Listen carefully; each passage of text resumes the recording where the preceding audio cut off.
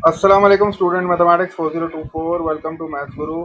Students, थोड़ा सा time और रह गया, बस इसी तरह जो है ना वो प्रैक्टिस करते रहो, अपने आप को गैदर करो।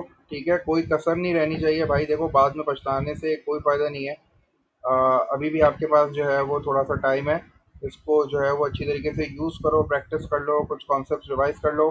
अभी तक तुम लोगों ने बहुत सारे पास पेपर क्वेश्चंस जो हैं वो सॉल्व कर लिए हैं। तुम लोगों ने बहुत सारे पास पेपर्स जो हैं वो ईयरली सॉल्व किए हुए हैं। अब तुम लोग का दिल नहीं चाह रहा होगा और क्वेश्चन सॉल्व करने का, तो बेशक प्रैक्टिस ना करो, वीडियोस देख लो, क्वेश्चंस के सॉल्यूशंस देख लो, फार्मूलाज रिवाइज कर लो, की पॉइंट्स रिवाइज कर लो। लेकिन ये है कि अपने आप को जो है ना वो बस कुछ ना कुछ करते रहो, कुछ ना कुछ पढ़ते रहो रिलेटेड टू मैथ्स।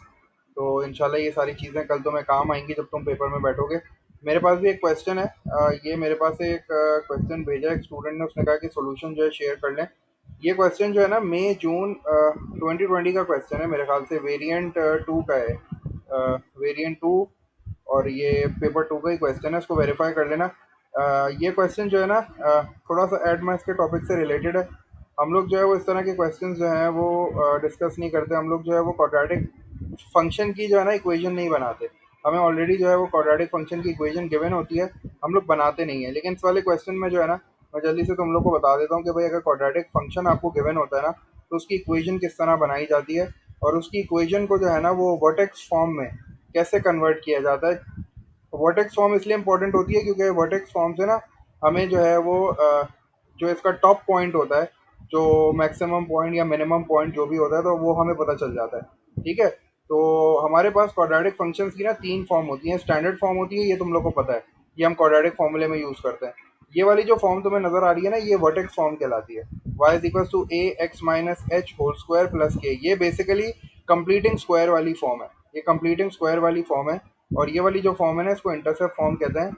हमारे लिए ये फर्स्ट टू इंपॉर्टेंट्स होती हैं। स्टैंडर्ड फॉर्म इंपॉर्टेंट है क्योंकि हम इसको यूज़ करके क्वाड्रेटिक फॉर्मूला अप्लाई करते हैं, एक्स की वैल्यूज़ निकालते हैं। और वर्टेक्स फॉर्म जो है ना ये हमारी बेसिकली कंप्लीटिंग स्क्वायर वाली फॉर्म है, जिससे हम जो है ना वो टॉप पॉइंट बोलो मतलब मैक्सिमम पॉइंट या मिनिमम पॉइंट निकालते हैं किसी भी क्वाड्रेटिक फंक्शन का। क्वाड्रेटिक फंक्शन तुम्हें पता है पैराबोला बनता है, या कप अप बनेगा या कप डाउन बनेगा। ये चीज़ तो हमें पता ही है कि क्वाड्रेटिक फंक्शन जब भी हम प्लॉट करते हैं तो एक पैराबोला बनता है। ठीक है, दो तरह के पैराबोलास बनते हैं, एक इस तरह का पैराबोला बनता है और एक इस तरह का पैराबोला बनता है। ठीक है, इसको हम स्माइली फेस भी कहते हैं, इसको हम कप अप कप डाउन भी कहते थे। ठीक है, वो चीज़ इंपॉर्टेंट नहीं है, बस ये चीज़ याद रखो कि अगर हमारे पास ए की वैल्यू पॉजिटिव है, ए क्या चीज़ होती है, ए हमारे पास जो है ना ये समझो एक्स स्क्वायर का कोफिशिएंट है।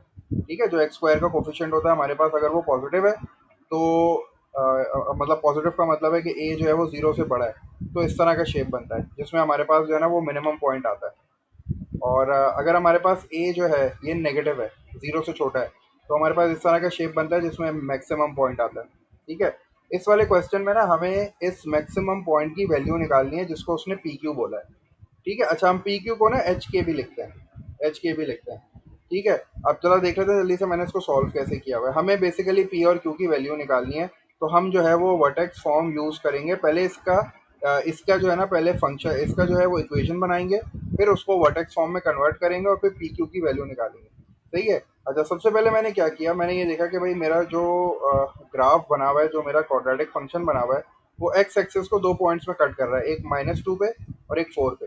तो मैंने क्या किया, मैंने सबसे पहले लिखा x इज इक्वल्स टू 2। ठीक है, क्योंकि मुझे पता है कि भाई x इज इक्वल्स टू 2 मतलब इसका जो x इंटरसेप्ट है वो एक आ रहा है -2।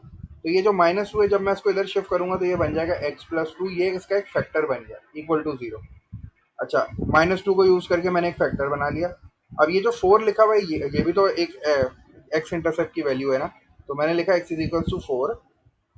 ठीक है, और फिर ये जब +4 इस साइड पे आएगा तो ये बन जाएगा x-4 इक्वल टू 0। अब मैं क्या करूंगा, दोनों फैक्टर्स को मल्टीप्लाई करूंगा और अपना क्वाड्रेटिक फंक्शन बना लूंगा। तो मैंने क्या किया, x+2 और x-4 को मल्टीप्लाई किया इक्वल टू 0। एक्स से मल्टीप्लाई हुआ एक्स स्क्वायर हो गया, एक्स को जब -4 से किया तो -4x हो गया, +2 को x से किया तो +2x हो गया, और प्लस माइनस जो है ना ये -8 इक्वल टू 0 हो गया। -4x और +2x, minus plus minus sign belongs to the greater, -2x आ गया, x square as it is आ गया, और ये -8 इज इक्वल्स टू 0 आ गया। अब मैंने जो है वो अपना क्वाड्रेटिक फंक्शन बना लिया, लेकिन ये क्वाड्रेटिक फंक्शन स्टैंडर्ड फॉर्म में है। मुझे इसको वर्टेक्स फॉर्म में कन्वर्ट करना है क्योंकि मुझे जो है वो एच के मतलब पी क्यू की वैल्यू निकालनी है। तो मैंने क्या किया, by using completing square method. Completing square method क्या कहता था, मिडिल टर्म का कोफिशिएंट लो, मिडिल टर्म का कोफिशिएंट है 2, उसको 2 से डिवाइड करो, जो भी मिडिल टर्म का कोफिशिएंट होता है उसको हम लेते हैं और 2 से डिवाइड करते हैं, जो भी आंसर आता है उसका स्क्वायर एक बार ऐड करते हैं और एक बार सब्ट्रैक्ट करते हैं। ठीक है, याद रहे कि फर्स्ट टू टर्म्स जो है ना ये एज इट इज आती हैं। फर्स्ट टू टर्म्स हमेशा एज इट इज आएंगी। फर्स्ट टू टर्म्स कौन सी होती हैं, एक स्क्वायर वाली और एक एक्स वाली, तो ये दोनों एज इट इज आती हैं। उसके बाद जो ये आंसर आता है ना, इसका स्क्वायर पहले ऐड करते हैं और फिर सब्ट्रैक्ट करते हैं, और फिर जो बाद में नंबर होता है वो ऐसे ही आ जाता है, इक्वल्स टू 0। अब ये जो फर्स्ट 3 टर्म्स होती है ना, ये ऑटोमेटिकली आइडेंटिटी बना लेती हैं। तो ये हो गया x, ठीक है, बीच में मिडिल टर्म का साइन ले लिया माइनस, और लास्ट टर्म ले ली विदाउट स्क्वायर। फर्स्ट टर्म भी विदाउट स्क्वायर लेते हैं, लास्ट टर्म भी विदाउट स्क्वायर लेते हैं, और फिर मिडिल टर्म का साइन लेते हैं। तो ये क्या बन जाएगा, x minus one whole square. तो ये बन गया x minus one whole square, minus one का स्क्वायर, ठीक है, माइनस है ये बाहर, वन का स्क्वायर कितना होगा 1, तो ये माइनस वन और माइनस एट जो है ये बन जाएगा माइनस नाइन इक्वल्स टू 0। अब मैंने यहाँ मल्टीप्लाई बाय नेगेटिव क्यों किया है, क्योंकि मेरे पास यहाँ ए की वैल्यू नेगेटिव होनी चाहिए, क्योंकि जो ये वाला शेप बना हुआ है ना, इसका मतलब ये है कि भाई ए की वैल्यू नेगेटिव है। अगर मैं इसको देखता हूँ तो यहाँ ए की वैल्यू पॉजिटिव आ रही है, तो इसीलिए मैंने इसको मल्टीप्लाई बाय नेगेटिव किया। तो जब मैंने मल्टीप्लाई बाय नेगेटिव किया तो ये माइनस नाइन पॉजिटिव हो गया, शुरू में आ गया, और ये जो पॉजिटिव था ये नेगेटिव होके बाद में आ गया। अगर अब मैं इसको कंपेयर करूंगा, अब मैं इसको जो वर्टेक्स फॉर्म से अपनी कंपेयर करता हूँ वर्टेक्स फॉर्म से, तो x माइनस एच है, तो x माइनस एच क्या है, यहाँ है x माइनस एन वन। तो इसका मतलब है कि मेरे p की वैल्यू जो है वो 1 आ रही है, क्योंकि ये p की वैल्यू है और ये q की वैल्यू है। बेसिकली ये h होता है और ये k होता है, तो यहाँ h की वैल्यू 1 है और k की वैल्यू जो है वो पॉजिटिव 9 है, क्योंकि ये वाला माइनस तो देखो फॉर्म में है, स्टैंडर्ड फॉर्म में है। मैं इसको उसको अरेंज कर लेता हूँ थोड़ा और, ताकि तुम लोग जो है ना वो और अच्छी तरीके से इसको समझ जाओ। ये हो गया x minus one whole square, ठीक है। अच्छा, यहाँ a की वैल्यू नेगेटिव 1 है, यहाँ a की वैल्यू क्या है, नेगेटिव 1, और प्लस 9 इक्वल्स टू 0। अब इसको कंपेयर कर लो ओरिजिनल इक्वेशन से, तो तुम्हें पता चल जाएगा कि तुम्हारे p और q की क्या वैल्यू है। यहाँ p और q ना बेसिकली h और k, मैंने बोला है ना, जो h और k है ना, यहाँ p और q का नाम है। तो h की वैल्यू क्या आ रही है, h की वैल्यू x है, हाँ x है, माइनस है, हाँ माइनस है। h की वैल्यू कितनी आ रही है, h की वैल्यू 1 आ रही है, तो इसका मतलब है p की वैल्यू कितनी आ गई 1। फिर प्लस है, हमारे पास माइन, हमारे पास भी प्लस है, और k की वैल्यू क्या है 9, तो क्योंकि k की वैल्यू 9 है तो हमारे पास q की वैल्यू 9 हो गई। इसका मतलब है कि भाई ये हमारे रिक्वायर्ड आंसर हो गया। बस ये छोटा सा इस तरह का क्वेश्चन था 3 मार्क का। बस इसमें इतना ही काम करना था, हमें सिर्फ p और q की वैल्यू निकालनी थी। लेकिन p और q की वैल्यू निकालने के लिए हमने क्या किया, क्वाड्रेटिक फंक्शन की पहले इक्वेशन बनाई by using the x intercept.